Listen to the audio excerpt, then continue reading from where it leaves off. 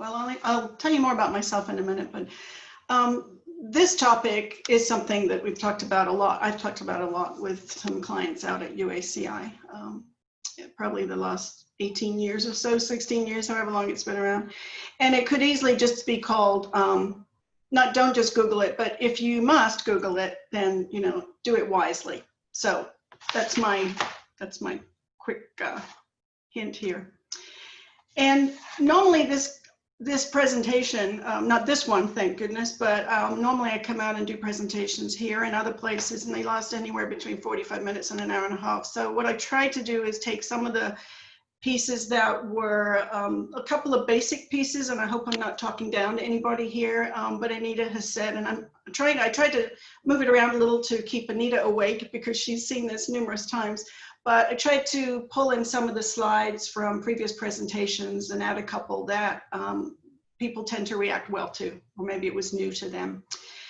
And then I also have a few extra slides at the end, and my understanding is I will send this to Anita and Eric after the presentation, and she'll send a copy out to people. So you don't have to take notes on the specifics if it's already on the slide. So I'm going to be looking around here a little bit. Primarily what we'll talk about is the difference between primary and secondary research. And then mostly what I'm actually going to be talking about is what you do every day when you jump on Google or another search engine, and I hope there's some others too, or when you use tools. And so the goal of this is to provide some ideas, some maybe new resources, or remind you of resources that can encourage you to go way beyond Google, but also use Google in a better way. And so secondary research, move this along here. Oh, well, let me just tell you a little bit about myself. We'll keep this brief. You can read for yourself. I have morphed a little bit more in the last, say, 5 or 6 years, excuse me, into doing some writing, which I call research-driven writing. So many of my reports for clients are just that. They're reports, they're PowerPoints, they're whatever the client needs in market research, because that's basically what I do. But it's also become obvious that people need good research to do content marketing, white papers, snapshots of sorts, things they put on their website. So I've been doing a little bit more of that. I have a number of strategic alliances, and I've put a couple of those there that where I belong with the U of A, and have worked with Tech Launch as an ICOR mentor. In fact, Bob Freitas was somebody I was mentoring with recently. And my client base is general. So I'm what's called in the research industry a generalist. So I one day can be working with alcoholic beverage, the next day a medical device, and everything in between, insulation, satellite, seaweed. So I can be fun at a cocktail party because I know a little bit about a lot of things, but I don't know a lot in depth other than research. If we have time, I'd love to chat with you a little bit about what I'm doing with economic gardening research in that program, because that's one of my clients. And there you can see where I went to school, U of A, for my master's degree. So what is it? Lots of definitions, but I'm going to go really simply here with market research is the gathering, recording, and the analyzing of data about your business. Some people call market research just the very specific research on market. Today, for the purpose of this presentation, I'm really going to make it more broad. So it's what I do a lot of is market and competitive analysis. And then I work with people who are hiring me to do research for their commercialization plans, their go-to-market plans, their business plans, marketing plans, business development, everything that you can imagine. They're often coming to me and the kind of things that to have me do research, kind of things that you're probably doing or have done when you're looking for investment, when you're trying to find out what's being funded, maybe to find competitor pricing. That's a big one. It's very tough sometimes, but it's a big type of project for me. And sometimes even basically, you know, do you have a market for the product? Just because you know it's a good product, but is it going to sell? Is there a customer out there? And kind of looking at size and forecasts. So you have plenty of reasons. I know you have that roadmap that you're going through, and I'm sure if you looked at each of those sections, many of them would entail some sort of research. So types of research and data, again, many of you probably know this. The primary research is when you're going to the source, often for a specific reason. So that's when you're doing your customer discovery calls, as some of you do in ICOR. That's when you might do a focus group, or you might do a survey. That's really, you have a specific reason to ask a question or to find data from a specific group of people. Secondary research is what I do mostly for my work, and what, as I said, you do when you go jumping into a search engine, and that's looking for information that's already been published. So before we dig into the secondary research, I also want to talk a little bit about the quantitative versus qualitative. Quantitative data, information that does typically contain some hard facts, opinions that can be representative of that larger group. So this could be surveys, whether it's telephone surveys, online surveys, whatever it might be. But if you have enough people that you ask questions of, you can take that information and extrapolate over a larger population. Qualitative data is really when you cannot do that. So a great example is an interview one-on-one or a focus group. And for all of you who have been in focus groups or have participated or held focus groups, the way I think about it is you could have 10 people and you could have 7 of them say they love your product, they love the color that it's in, they love the way it works if you're testing a product maybe or a prototype. But it doesn't mean that 70% of your likely population will like it too. So that kind of data, while useful and occasionally very useful, we've got some stories about that, are not really projectable to a larger group. And also they can be expensive. If you're surveying, I always say if you're surveying doctors, I don't know if we have any medical doctors in the group, but if you're surveying doctors, you typically have to pay an incentive. Anybody, some people are happy just getting pizza, honestly, in an evening and giving their input. And it really needs, focus groups really need a good moderator so that you don't have somebody go off at a tangent or you don't have somebody who really talks a lot. And nowadays they're doing a lot of online focus groups where you can see people's faces on the screen, you can see products and things like that. But again, mostly what we're talking about is secondary research. So just grabbed a few screenshots of things here. And if we were live talking, I would ask you what your thoughts were on Wikipedia, but we can do that after the fact. My point is don't dismiss it, but what you need to do is scroll down to the bottom if you find a Wikipedia entry and look for the real sources. And so I always tell people don't cite Wikipedia as a resource in your investment plan. We don't have time in this 10-15 minutes to talk about how to evaluate sources, which is a big topic in the research world, as you might imagine, especially now. But I want you to think of secondary research as almost any information that's already been published in some form. It can even be a spec guide, a price sheet, a pamphlet, what we call in the library world as gray literature, which could be pamphlets hidden away in a folder somewhere in the archive of a company. So keep in mind, secondary research, things that have already been published, often for a different purpose. Not necessarily what you're looking for, but it's data that you can use. And of course, this includes market research reports, which is a good part of my business, is using them.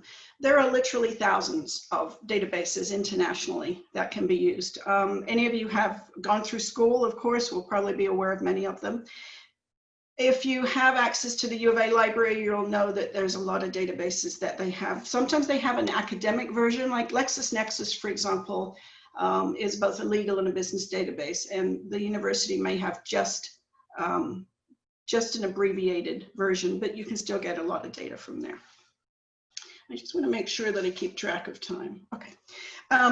So these are a few. I'm going to talk a little bit about marketresearch.com and IBIS World specifically. I do subscribe to IBIS and Profound, which I'll talk about. Right now, I'm actually writing a review on Statista for a UK information publisher, and I write reviews for them. Privco is a great one. Of course, it's not free, but you can get more information on private companies, which is what a lot of you probably need to do. But I want people to be aware that these exist out there. Yes, sometimes you have to pay money. If you're lucky and you can get some university access, then I would go for it. This I want to show you because one of the things that I can do with my clients, and I actually got a couple of clients on the call here, is I can buy data by the slice that you may or may not be able to without some negotiation. So the company marketresearch.com, anybody can go there. You can sign up for an account. You get a subscription. It's not a subscription. It's an account, excuse me. And you can browse. You can look at titles. You can even, I think, look at tables of contents. And sometimes even just looking at those tables of contents will give you clues. Even the abstract will give you some data that will be useful. Sometimes I even Google the title of the article, something many of you probably have already done, to see if somebody who has more of a budget, like a journalist or a corporation, has actually purchased something and then they're writing about it. So there's lots of ways to do that. Many of my clients are small, medium-sized businesses, and they don't have the money to spend on, let's say, a $5,000 report. So I access slices, what we call slices, which consist of whether tables or sections. So let's see if I put my mouse over on this one, you'll see here, right here, global drones market. This was an example of a project I used this for a project recently. You can see that it has these titles, growth and forecast, and then it has it by product type, by end user, by application. One of the things that I often do is just dig deep into here and see if I can just buy a table. So for example, table 1, global drones, market size, by value. You can see the dates. This is a little older, for $86. So by the time a client has paid that, plus any extra fees that I have for the database, it's still much more reasonable. So these are the kinds of things that are available to people. I just want you to know that just because you see a $5,000 or $6,000 market research report, you don't have to have it all, and most of the time you don't need it all. The access through Profound, which by the way is a sister company to marketresearch.com, is available, I think, to people outside of researchers, but it's probably not inexpensive. Let's just put it that way. So one of the things I also suggest when you are using a search engine, what you're doing is you're looking at an index basically of search results that have been, cycled around in the last month or so. So you're looking for phrases that appear. So you just see what you see right here, by product type, global drones market. If you were to Google those types of phrases, that's when you find better results. Again, I could talk about that for a long time, but I won't. So I'm also going to give you, there's a few more phrases that I've found to be really useful over the years. So you type consumer preferences, which most of you know, if you have a phrase, you put quotes around the phrase. So consumer doesn't find findings with a consumer over here and preferences there. You put consumer preferences in quotes, and then you might add something, iPhone or Android or something like that, or electronics, do whatever your topic is. So these are phrases that you can add to your general search terms that you use. A few more, these are really useful. I use these all the time. I might even use commercialization strategy, and I might look up, solar panels, commercialization strategy, something like that. And again, putting them in quotes, and you'd be kind of surprised if you aren't used to using these types of phrases, how many market research reports do come up or how many articles come up. This next slide is actually a combination of phrases and market research reports. So one of the ones I mentioned was IBIS World, and this is a set of industry reports. Anybody can go online, you can go to IBIS World. I don't know if the U of A has it, it probably does, somebody can tell me at the end. IBIS World is industry reports on almost every NAICS code industry that you can imagine. And we don't have time to get into NAICS, unfortunately, but just be cautious when you're looking at reports by NAICS code. It gets you close to what you want sometimes, but not necessarily always. But you can go online and you could find, I did one earlier today, just as a test, I went online to see if I could find one, forgot what it was, but it was $980. So each IBIS World report looks like this in the sense of the table of contents. You can see down on 27, this was from a solar, page 27, you can see that this was for some sort of solar report because you can see who the major companies are.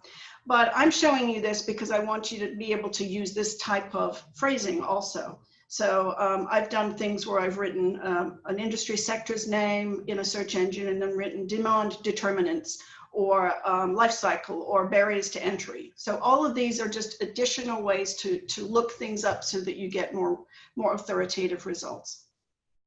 And I'm going to skip over to a couple of kind of random ways that I tend to find things sometimes. Sometimes I'm looking for competitors. Some clients know their competitors, others say they know them, and then I find more. It's all over the map. So of course, I look under the regular ways of looking up competitors, which in my mind is literally typing in a company and a competitor name. But I also do things like this. So I go to the image search. So in fact, 7 years ago, I just found this on Facebook. 7 years ago today, I was at the Gulf Academy of America up in Chandler, Arizona, and I was giving a presentation. So I snagged this screenshot from that presentation. So what I do is, like, this was about golf cart manufacturing. So what I type that in as a phrase, and instead of going to all, which is the default in Google, I go to images. I start looking around at these pictures, and what you can see is you can kind of see that, well, my gosh, there's one company, and then you can click on any of these, right? So this is kind of a quick way of finding some competitors, top competitors. And it may work more for consumer goods than business, but you'll be surprised, actually. If you haven't used this little tip, you'll be surprised. Another tip that I use, and this is it's a perfect description of secondary research. Remember, what other people have already put together is infographics. So I call this the at-a-glance tool. And what I will do, and this is one on drones, so you can see here that I must have typed in, I don't know, infographic and drones, something probably very simple like that. And then all these infographics came up, and most of you probably know an infographic is, well, actually Susan Garber may have some input on this from marketing, but an infographic to me is, at least, it's not just any old graphic, it's typically a collection of research data pulled together to make a very almost standard looking type graphic. Often vertical for whatever reason. And at the bottom, there's usually a whole list of sources, or at least 2 or 3 main sources. So I probably did drone infographics. I just did a screenshot of this, of course, so you can see all the things that come up. You start clicking around on those and you'll find some resources that will give you a kickstart to how to find more information. And then, of course, social media as a research tool. I think the one that I've probably been had the most probably luck with my B2B clients, the two are probably YouTube and SlideShare. So for example, YouTube videos, people put them on their website, right? Companies, if I'm looking, let's say, at a company and I want to know more about it, how do they manufacture something? How do they process? How big is their plant? Whatever it might be.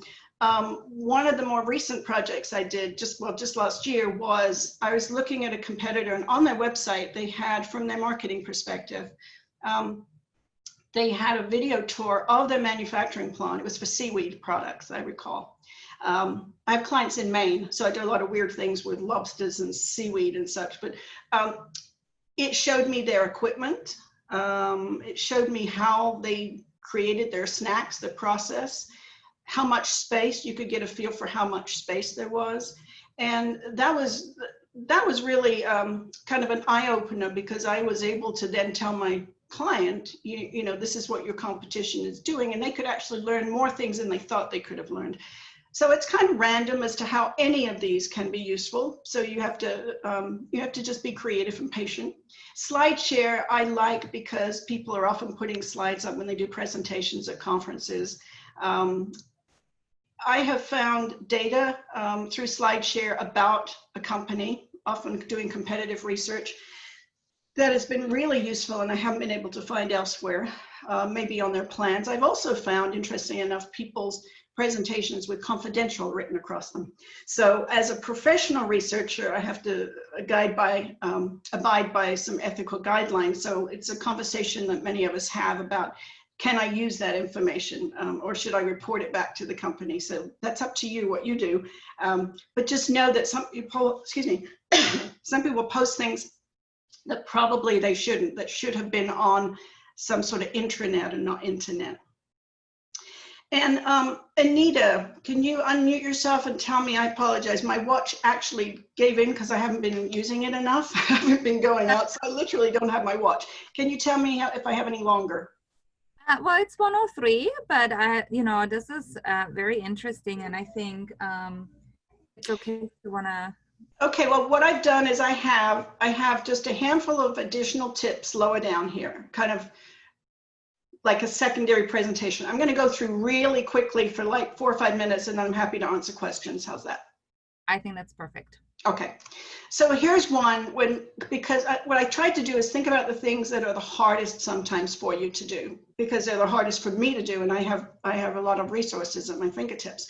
So recently I did a project on security systems, and I was trying to find out pricing, and calling the people was not an option because they thought I was working for a competitor, which I was, in fact. And again, trying to be ethical, I'm not going to pretend I'm a student doing research. So sometimes I do vendor comparisons for clients. So occasionally that's what I'll tell people I'm doing, because I am. Here's what I did on this one. In Google, literally, I do have to say I use Google mostly. I typed in RFP. You can see this right here. This was my search. Bid tabulation, in quotes, security systems, in quotes. And then I used file type PDF. A lot of you may be very well aware of all the advanced search techniques in Google. Again, we don't have time to go through them. Feel free to email me if you're not familiar with it, and I can help you. But I know that what people who put out bids, especially municipal entities, counties, schools, and such, they post this type of thing. So I wanted to see, and you can see right here that this was just from last year, an audio-visual system. It tells you which companies, excuse me, tells you which companies bid and what their base bid was. So this is the kind of thing that's really useful. I didn't use this particular one in my project, but this is the kind of thing you can do. So you have to be creative with that little bid tabulation phrase. And the reason I do file type PDF is because that's how most of these people will put it on their website, right? So I don't want anything that's HTML. I don't want videos. I just want PDFs. And that's how I find spec sheets and things like that, anything that would normally be a PDF. Another cool little trick that I've done before is Statista is another one of those statistics research companies. And sometimes I just, in the box, in the little Google box, I would just type in Statista versus, and it actually gives you sometimes what other people think are the competitors. And interestingly enough, as I said, I'm doing a review of the current Statista, and I asked them what their major competitor was, and they said one of them was eMarketer. So I thought that was kind of cool. Did the same thing with Hoover's, because many of you might be familiar with hoovers.com, which is a private public company database. Data is not necessarily always the greatest, but it's sometimes all you have. And you can see that it brings up Zoom info, discover.org, but you also see later on that you see at the bottom Hoover, which is what we call vacuums in England. So you can see Dyson and Bissell. So I thought that was kind of cool as a separate way of finding competition. I don't think I'm going to go through this Wayback Machine in depth because we don't have time, but this provides archives of websites, and basically this is useful for all these reasons. You can kind of find out in your competition, what did their website used to look like, what companies did they have, and you just go to that website right there, I typed in Amazon.com, you can see that right here at the top. This is what you get. This basically is what you get here. And then you can click on one of these and it will give you, or actually one of these down here, these green, blue, pink. And it will give you from that day what the website looked like. So this is Amazon's homepage in 2013. Very different from what you see now. But this has been useful for me doing competitive research. A few more things here you can look in your own time. Some special search engines down below that you might not be aware of, a little different. The top thing, this comes from my training, librarians at academic institutions often write LibGuides, as they call it. So if I want to get a kickstart on environmental science, as I chose here, what you do is you write in URL :libguides, because you want that to be in the URL that comes up, and then you type whatever, science, in this case I typed environmental science. And you'll find a whole bunch of university websites with LibGuides that tell you sources. Now, unless you have a subscription or you're an alumni of that university, you probably can't access them, but at least you'll see the names of databases, you'll see the names of journals and such that will give you a kickstart. Almost to the end here. So Google Snippets, that's the little thing you see on the right-hand side that Google has decided that is the top search. This is not sponsored search necessarily that somebody's paid for. So yes, I do use Google Snippets sometimes, but I always typically go, in fact, I always go further. So don't always just stop at the first one. And then again, you can do this on your own time if you haven't already used the advanced and Boolean logic where you use ands and nots and such. This gives you an example of, you know, how you find how you get 245 million results for a phrase that you put in Google, and with no Boolean logic, no logic that says take out this thing or add this thing or put in a phrase. And then what I got from that when I did this a long time ago was that EMY is Ernst & Young, Trade.gov is the second one. These are, you're already much better off, let's put it that way, with this, this type of specific search. And then, very last one, I saw this today on the news. Google is now making it easier to find Black-owned businesses. And this is being prompted by the Black Lives Matter and such. So there's probably ways, I don't do it, but there's probably ways that you could sign up for some sort of Google blog or get input from them on what they're doing that's new. If you're looking for customers, I think they did the same thing with women-owned businesses. So it might be a shortcut to some of the census material which I would use probably. I would probably go to the economic census and pull data on consumers and businesses there. And I would just keep up with search engines. I don't put it here, but there's a group, searchenginewatch.com used to be a big group where you can kind of keep up with specific search engines and such.